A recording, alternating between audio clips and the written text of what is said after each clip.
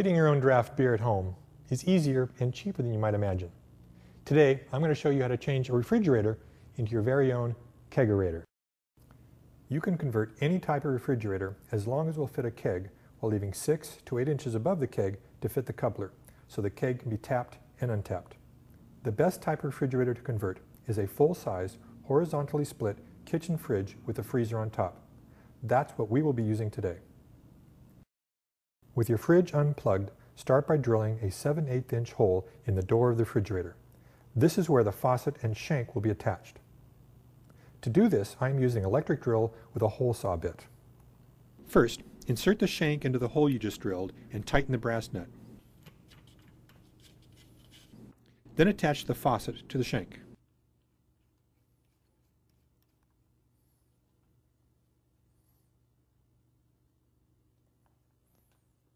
Now, insert a washer into the hex nuts on both ends of the beer line jumper and fasten hex nuts to the back of the shank and the top of the keg coupler. Different brands of beer will require different keg couplers. I'm using a US Shank keg coupler which will fit 99% of all beers brewed in North America, like Miller and Budweiser. Grab your CO2 tank and screw on the CO2 regulator. Make sure this connection is very tight.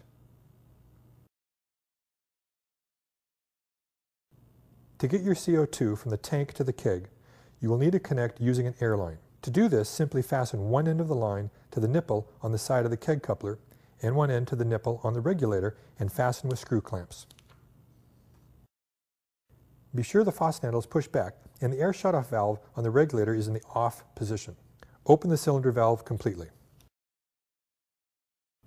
Fit the coupler onto the keg flange and turn clockwise until secure.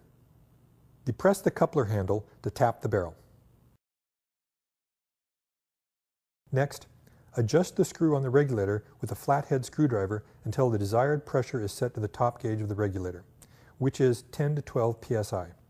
Once you have adjusted the regulator, open the regulator shutoff valve to send CO2 to the keg. One thing you'll want to remember is, always handle your CO2 cylinder with great care, as it contains compressed gas.